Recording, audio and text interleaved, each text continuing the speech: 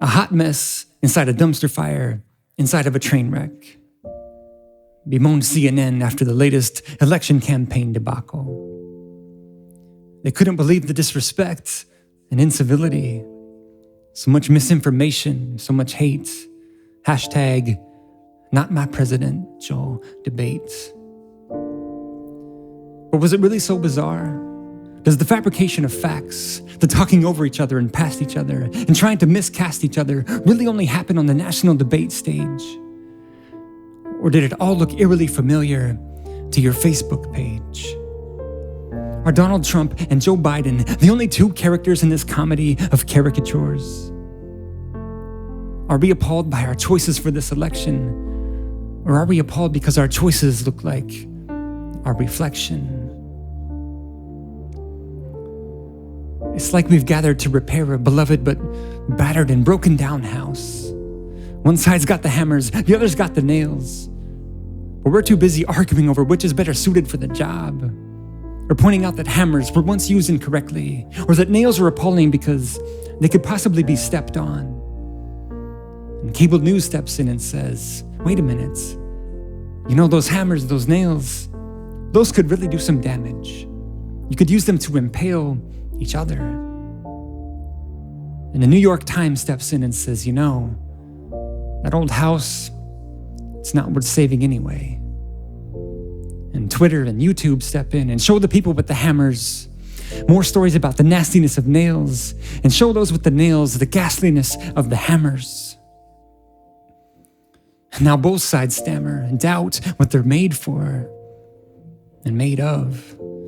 They hesitate not only to build, but to denounce the carnage that they're capable of. And we just stand here face to face with our blunt and pointy weapons that were supposed to be tools, threatening each other's destruction, neglecting the construction that we came here for in the first place. We the people are an eagle, navigating the fragile flight of humanity with a noble and distinguished head of freedom and a body of inalienable rights. The problem is not which wing you're on. It's how far out there you are. Because the further we go from the body is the further we get from empathy and peace and equality.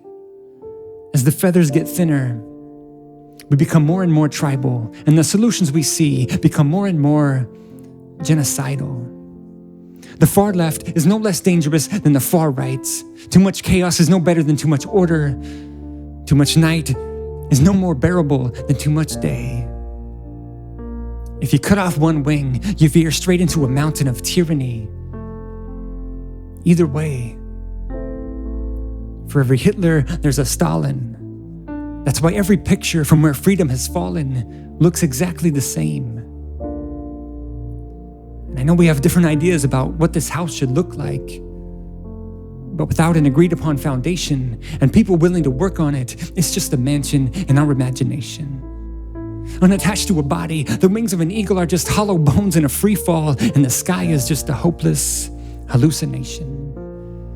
Without compromise, we are broken birds, hapless hammers, and good-for-nothing nails. I know I've mixed my metaphors here, but what I'm trying to make clear is that all supposedly invincible civilizations have fallen for a lot less. I hope this train wreck lights a dumpster fire under us that scorches all the pre-programmed proclivities that have been stuck in our underbrush, and we can finally see clearly enough to find our way out of this hot mess.